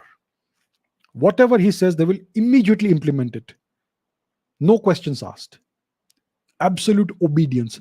That is power. Influence does not mean that there is absolute obedience. So influence is not power. Power means you have influence, but influence does not mean you have power. That is the difference. Whoa. Is it okay to kill ants for fun? Please don't. Please don't do that. It's not okay. What's the fun? I don't get it. Please don't do it. What was your reaction when you first got to know the true history of India? I know it wasn't because of a few books. It took a lot of research, which eventually led you to knowing the true history. But still, how was the reaction during the process? Would love you to repeat the reaction. Oh my God! That was the reaction. It doesn't happen overnight. Initially, like everybody else, I believed whatever the textbooks told us. Then, out of curiosity, I started looking at various other things. I think as a kid, as a 7-year-old, 10-year-old kid, I used to read history books, but I was never interested in Indian history because it was so depressing. So I knew about world history from a very young age. It's only in my 20s that I started becoming interested about Indian history. And I started looking up research papers about archaeology, about genetics, etc. And that's when I started uncovering certain truths which I had not known until then. It was a slow, gradual process. But very quickly, I started realizing that everything we have been told is a lie. Much of it is a lie, and even the truth is distorted. So there was no eureka moment. It was a slow, gradual process. Until 2017, I used to even believe in the Aryan invasion theory. 2016 or 2017. Then one day, for whatever reason, I told myself, let me take a look at the actual evidence. The primary sources, not what textbooks tell you, not what writers tell you, but the primary evidence, the actual research.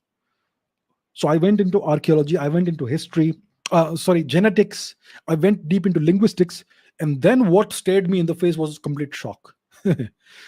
And that's when I wrote that first article about the Aryan invasion myth. I think it was in 2017, in which I put all of the data across multiple disciplines together.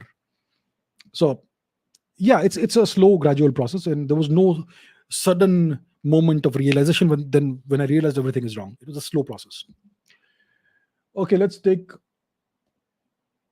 one more. Arpan says, I'm astonished seeing you explaining physics with deep knowledge from first principles itself. You explain history reflecting your depth of research. I'm sure you have other areas of interests too. How do you cope with such switch of paradigms? Being in this context, what do you think about about proverbs like a person who chases two rabbits ends up catching neither, or jack of all trades and master of none? Well, I don't know about proverbs. I'm sure that they have some wisdom to them. See, the thing about history is that once you study history, let's say as a hobby, once you acquire the knowledge, it stays with you. At least for me, it's like that. I have been studying history from a very young age out of curiosity, as a hobby, not as the primary pursuit. So in my free time I would read history books and all that. I found it very interesting, and for whatever reason, I find that I'm able to absorb whatever I find interesting, and I retain the knowledge. So it's a long process, and that's always been a hobby until recently. My primary area of competence is science. It's physics, theoretical physics. In the case of physics, it's like athletics. You take a break, then you are no longer good at it. It's something you have to keep on. It's a process you have to continue doing. So scientific research, if you take a break from it for 1 year or 2 years, when you return to it, you find that you are no longer that competent. It will take you uh, a few months to again reach that level of competence. So in the case of science, you have to continuously practice it. It's like being an athlete. You take a break from it for a few months, you lose your mojo, so to say. In the case of history, it's not like that. So I am very clear about the fact that my primary area of expertise, my primary area of competence is theoretical physics. It's science. That's what I truly am. That's what I enjoy the most talking about. But over the decades, I've acquired a great amount of understanding at my level about history. And because I understand history, I also understand geopolitics. So I speak about that. Right. So I don't find that I need to keep practicing the reading of history every single day in order to be good at history. It's something that accumulates over time. But in the case of science, you have to stay on top of your game. So it's two different things, totally different. The pursuit of expertise or competence in history is a very different game from being a top class scientist or a world class scientist. Very different mindset, very different approach. So it's not that you're chasing two rabbits. It's like you have one rabbit in one hand and you're going after another rabbit. You already caught one rabbit and you're going after another rabbit. And I have lots of other interests. I am very deeply. I used to be very deeply interested in music, but I no longer do that. I haven't played the guitar in years now. But it's something that I was really fascinated with. And music is something that's fascinating because it's purely mathematical, and it also has implications about human consciousness and all that. Why do we enjoy certain sounds and dislike certain other kinds of sounds? Why are certain frequencies pleasing to us and not others, and so on? So that's something was always also fascinated with about. But I no longer have the time to pursue my interest in music as a practice, as a performing musician, as somebody who plays music. So I nowadays only listen to music. So you can't chase all the rabbits in the world. You have to make a choice of which rabbits you want to chase. So I have one rabbit in my hand, which is history and geopolitics.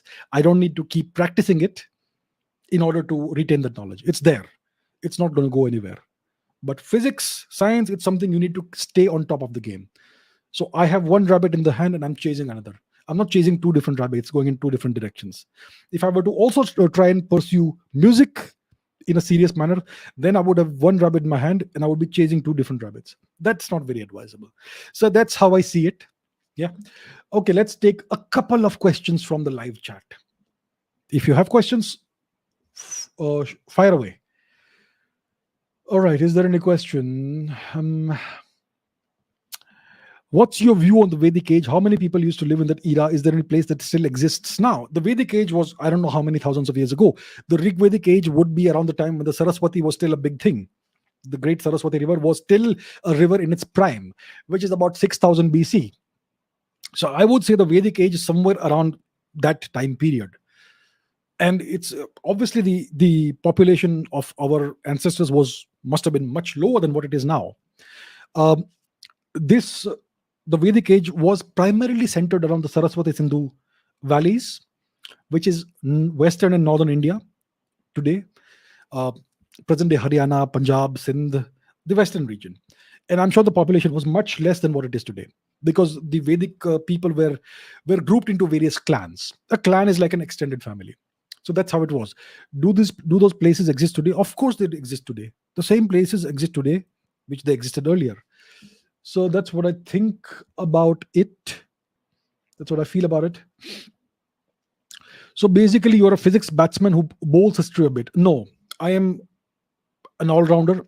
I am primarily a physics batsman, but I'm also a very good history bowler. I don't bowl history a bit.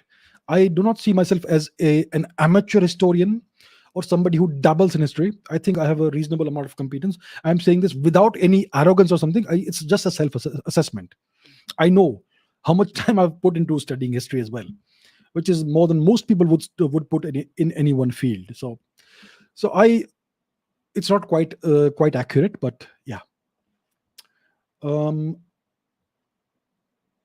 okay, this is an interesting question. India has decided to host a G20 meeting in Jammu and Kashmir. What are your thoughts? I think it's a very good move. Why not?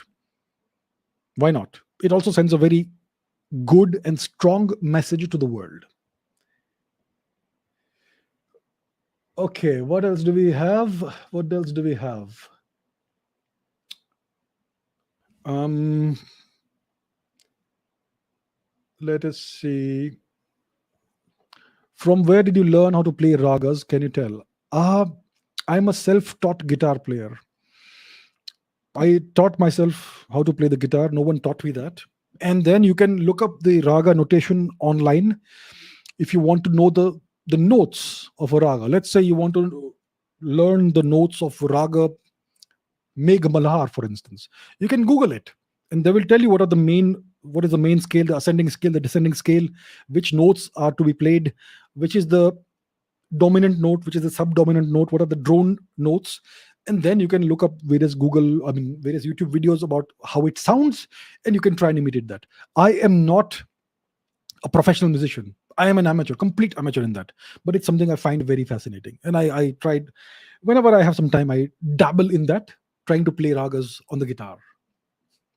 So I'm entirely self-taught in that. All right, I think we're done here. It's gone beyond 2 hours. So thank you everybody for your questions. Always interesting questions. Keep it going. We'll do it again next week. I will see you in the next episode. And those of you who have the JEE, I came to know that the joint entrance exam of the IIT is on. So those of you who are appearing for the JEE, I wish you all the best. Go win, go do well. And yeah, that's it. I will see you in the next episode. Take care. Bye-bye. All the best.